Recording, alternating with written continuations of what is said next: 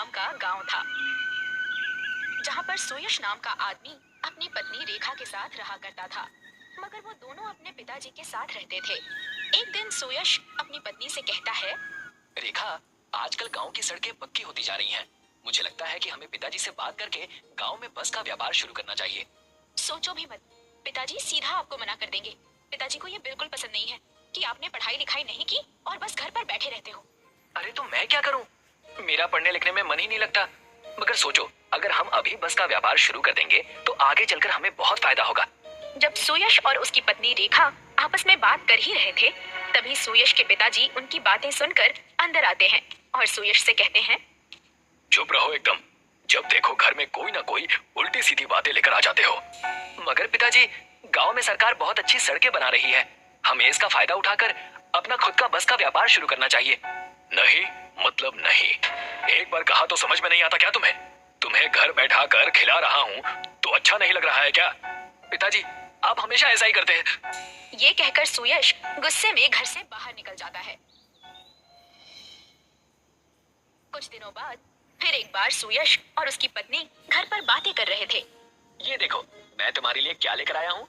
ये सोने की चेन। सोने की चेन? मुझे यही चाहिए थी। आपका बहुत बहुत शुक्रिया पतिदेव। मगर आपके पास इसे लेने के पैसे कहाँ से आए? क्योंकि पिताजी तो सिर्फ खाने के लिए ही पैसे देते हैं। जब वो दोनों बात कर ही रहे थे, उसी समय सुयश के पिताजी गुस्से में उनके कमरे में आ जाते हैं। सुयश! हाँ पिताजी, क्या हुआ? कोई दिक्कत? वाह, जरा देखो तो, बातें तो ऐसे कर रहा है जैसे बहुत ही मासूम हो। बता, मेरे पैसे कहाँ हैं? अलमारी से मेरे बहुत सारे पैसे गायब हैं।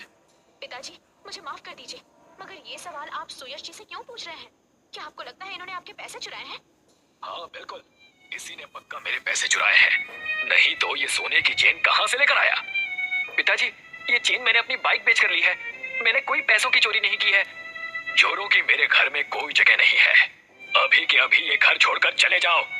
सुयश और रेखा बिना कुछ बोले घर छोड़कर निकल जाते हैं और सुयश अपने दोस्त विनोद के पास चला जाता है। सुयश विनोद को सारी बातें बताता है। भाई, मैंने तो तुझसे पहले ही कहा था कि तेरे पिताजी तुझे कभी चैन से जीने नहीं देंगे। अच्छा हुआ उन्होंने तुझे निकाल दिया। अब तुझे जिंदगी का असली खेल समझ में आएगा। मगर अब तू करेगा क्या? यार, मेरे पास एक योजना है, मगर मेरे पास उसे करने के लिए पैसे नहीं हैं। मुझे तो बता भाई, मेरे पास बहुत पैसे हैं। अगर आइडिया अच्छा लगा तो शायद मैं तेरे व्यापार में निवेश कर दूं। सुयश विनोद को अपने बस के व्यापार के बारे में बताता है, जिसे सुनकर विनोद कहता है, हाँ, ये सुनने में तो अच्छा लग रहा है। मैं कह रहा हूँ ये व्यापार बहुत अच्छा चलेगा। ठीक है, फिर मैं तेरे व्यापार में निवेश करने के लिए तैयार हूँ। तुम्हारा बहुत बहुत धन्यवाद विनोद।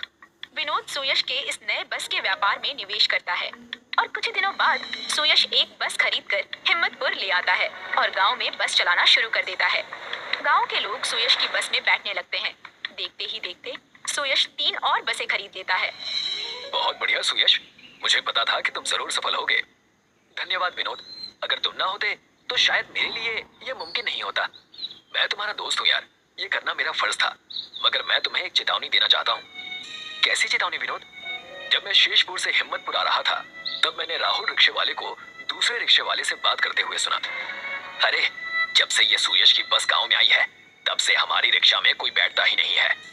बात तो सही कह रहे हो राहुल भाई, मगर अब हम कर भी क्या सकते हैं? क्या कर सकते हैं मतलब? अगर अभी हमने कुछ नहीं किया तो बाद में पछताना पड़ेगा। मैं वहां से निकल गया, मैंने बस इतना ही सुना। ठीक है विनोद भाई, मैं ध्यान रखूंगा। सुयश अपने घर लौट जाता है। कुछ दिन बीतते हैं और एक दिन जब सुयश अपनी बस के पास आता है तो देखता है कि उसकी तीनों बसों को किसी ने आग लगा दी है। अरे, ये किसने किया? मेरी बस, मेरी बस! थोड़ी देर बाद विनोद भी वहां आ जाता है और सुयश से कहता है, मैंने कहा था कि ध्यान रखना सुयश, ये पक्का उस राहुल रिक्शे वाले का काम होगा। लोगों को दूसरे को स्वयं से पहले तरक्की करते देखना बिल्कुल पसंद नहीं है। मानता हूँ विनोद भाई, मगर अब मैं क्या करूँ? तुमने पैसे तो इतने कमा लिए हैं कि तुम एक और बस खरीद सकते हो। फिर क्या विनोद भाई, ये लोग फिर से उसे आग लगा देंगे। सुयश निराश होकर अपने घर अपने पिता के पास जाता है, जहां उसके पिता उसे देखकर कहते हैं, अरे बेटा, आ गया तू? तेरा ही इंतजार था मुझे। बेटा, तूने तो बहुत तरक्की कर ली। मैं हमेशा तुझे निकम्मा समझता रहा, मगर तूने तो मेरा नाम रोशन कर दिया। वो पैसे भी तूने नहीं चुराए थे, वो तो कामगार हरीश ने चुराए थे। मुझे माफ कर देना बेटा, मगर तू इतना उदास क्यों है? सुयश की आंखों में आंसू आ जाते हैं।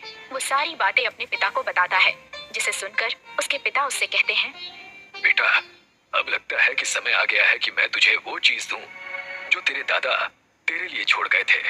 क्या पिताजी? दादाजी मेरे लिए क्या छोड़कर गए थे? सुयश के पिताजी अलमारी में से एक जादुई गुड़िया लाकर देते हैं, जिसके हाथों में रॉकेट बम होता है।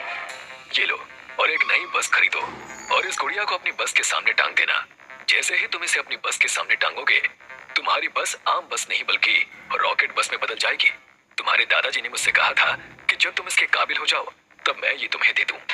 आपका बहुत बहुत धन्यवाद पिताजी। अब मैं पहले से ज्यादा मेहनत करूंगा। हाँ बेटा, अब वापस घर लौट आओ। बहू और तुम्हारी बहुत याद आती है। जी पिताजी। सुयश अपने पिता के साथ वापस रहने के लिए आ जाता है। कुछ दिनों बाद वो एक बस खरीदता है और उसके सामने ये गुड़िया टांग देता है। जैसे ही वो गुड़िया टांगता है, वैसे ही बस एक रॉकेट बस में बदल जाती है। अरे, ये कैसे मुमकिन है? मेरे दादाजी के पास ये गुड़िया थी। ये गुड़िया किसी जादूगरनी ने उन्हें दी थी और ये तो सच में जादुई गुड़िया है। चलो फिर बस में बैठकर देखते हैं। विनोद और सुयश बस में बैठ जाते हैं और सुयश बस को चालू करता है। जैसे ही बस चालू होती है, बस के पीछे लगे रॉकेट से आग निकलनी शुरू हो जाती है और बस आसमान में उड़ने लगती है और कम समय में लंबी दूरी तय कर लेती है। गांव में सभी लोग बस को आसमान में उड़ते देख उसमें बैठने की चाहत करने लगते हैं।